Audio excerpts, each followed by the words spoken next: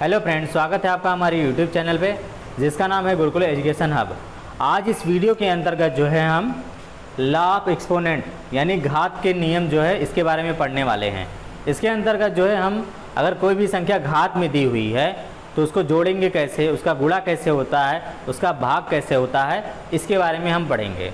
तो शुरुआत से शुरू करते हैं। इसमें जो है पहला केस है, अगर कोई हमारी जो है संख्या दी है, चर संख्या मान लीजिए x दी है, अगर इसकी घात शून्य है, ठीक है, यह आपका क्या है, ये घात है। अगर इसकी घात शून्य है तो इसका मान क्या आ जाएगा, 1, ठीक है। अगर कोई भी संख्या दी है उसका घात शून्य है तो 1 आ जाएगा। उदाहरण ले लेते हैं हम लोग।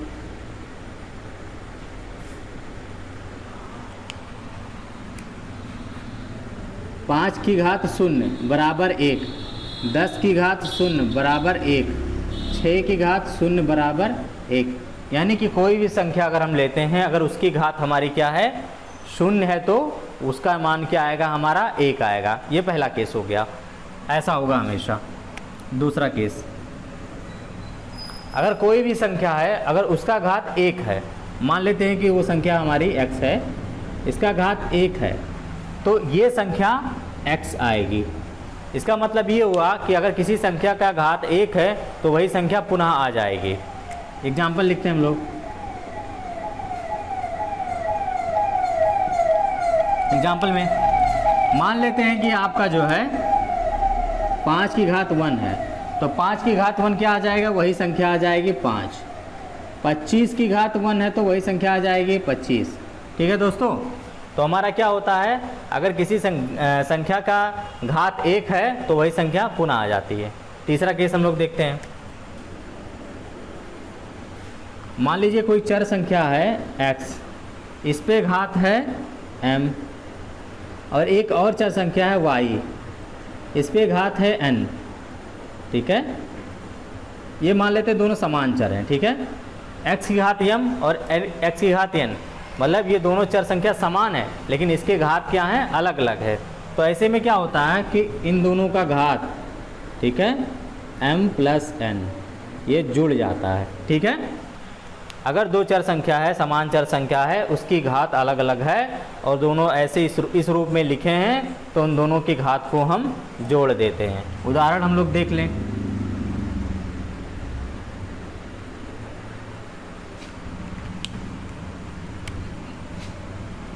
सात की घात 2 और 7 की घात 3, ये हो जाएगा 7 की घात 2 धन 3 बराबर 7 की घात 5।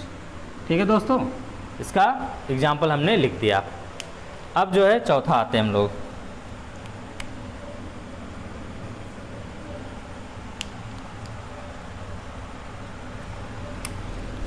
मान लेते हैं एक चर संख्या x है, इसकी घात m है और इसके ऊपर एक और घात है n, ठीक है। x की घात m है, फिर कोष्ठक में बंद करने के बाद हमने उसके ऊपर भी एक घात कर दिया n। तो इस केस में क्या होता है हमारा, x की घात m इंटू n, मतलब ये घात m और ये घात n, ये दोनों क्या हो जाता है, एक दूसरे से गुणा हो जाता है, ठीक है। इसका भी उदाहरण हम लोग लिख लेते हैं।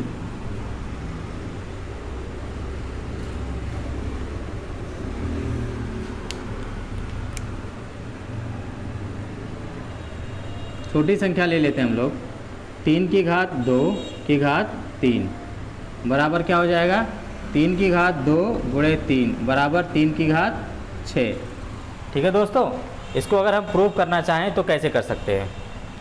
3 की घात 2 कितना होता है, 9 होता है, 9 का हम क्यूब करेंगे और ये बराबर होगा हमारा 3 के घात 6 के, ठीक है। इसको हम गुणा करके देखेंगे तो हमारा आसानी से दोनों तरफ बराबर आ जाएगा संख्या। अब जो है हम दूसरा अगला लेते हैं।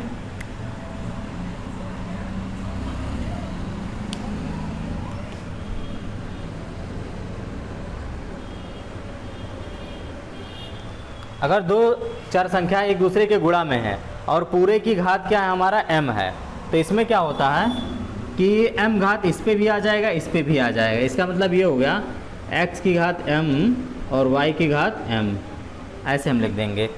इसका उदाहरण लिखेंगे तो कैसे लिखेंगे?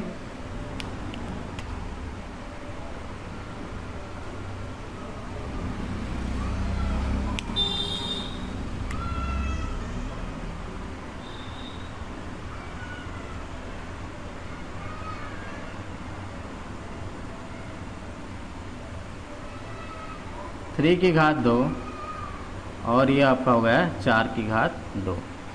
ठीक है, ये ऐसे हो जाता है। अब जो है अगर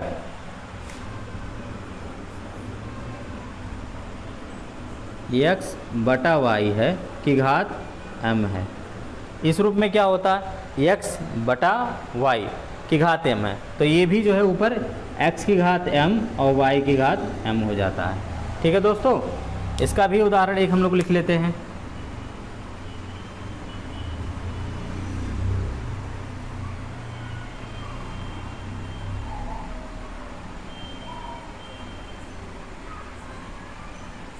ठीक है, 5 की घात 2 मतलब 25 और 6 का 2 मतलब 36। ठीक है, ये हो गया।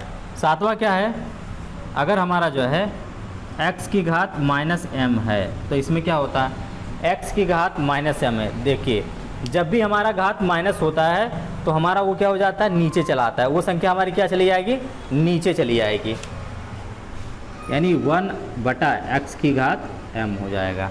ठीक है, ये हो जाता है। इसका भी उदाहरण लिख ले हम लोग।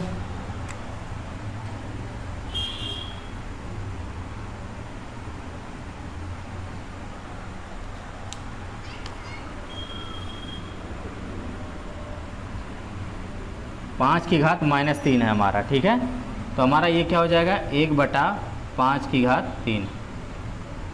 ठीक है, ये हमारा हो गया आराम से। ठीक है, तो हमने 1 2 3 4 5 6 7 8 पढ़ा। अब जो है हमारा x की घात अगर 0 है तो मान हमारा क्या आ रहा है, 1 आ रहा है। x की घात 1 है तो हमारा मान क्या आ रहा है, x आ रहा है। अब जो है एक और इसमें देख लेते हैं, 7वें के बाद एक 8वां है। अगर x की घात -1 है तो हमारा क्या हो जाएगा, x की घात अगर -1 है तो ये हो जाता है 1 बटा x। ठीक है, अगर x की घात -1 है तो हमारा 1 बटा x हो जाता है। इसका उदाहरण क्या कैसे लिखेंगे हम लोग, उदाहरण में हम लोग लिखेंगे जैसे हमारा 5 की घात -1 है तो ये हो जाएगा 1 बटा 5। ठीक है, 5 की घात -1 है तो हमारा हो जाएगा 1 बटा 5। अब इसमें आपको कोई दिक्कत हो तो बताइएगा। और इसके अलावा जो है हमारा ये वाला कहाँ गया, ये वाला x बटा y की घात m है पूरे की, x बटा x की घात m और y की घात m, ये दोनों हो जा रहा है। अगर इसका उल्टा हम लोग करें, ठीक है, मान लेते हैं कि आपका यहाँ पे दिया है, यहाँ पे दिया है आपका एक 9वां केस हम लोग मान ले रहे हैं, x की घात m डिवाइडेड बाई y की घात m, तो हमारा क्या हो जाएगा, x बटा y की पूरे की घात m हो जाता है। ठीक है, इसका एग्जाम्पल जो है आप क्या लिखेंगे, इसके एग्जाम्पल के लिए आपको x और y का कोई भी मान आप मान लीजिए, मान लेते हैं 3 है और बटा 2 है, और इसकी घात जो है 3 है, इसकी घात 3 है, तो हमारा क्या हो जाएगा 3 बटा 2 की पूरे की घात 3। ठीक है, ये हमारा आसानी से हो जाएगा। अब इसके अलावा एक और केस हम लोग देख लेते हैं। मान लेते हैं कि x है, इसकी घात m है, y है, इसकी घात n है। ठीक है, अब इस केस में क्या होता है, अभी तक तो हमने देखा है कि ये ऊपर नीचे हमारा क्या था, घात बराबर थे। अब अगर घात अलग अलग है तो क्या होगा, इसमें क्या होगा, x की घात m ये तो रहेगा ही, और ये ऊपर जाके x की घात -n हो जाता है।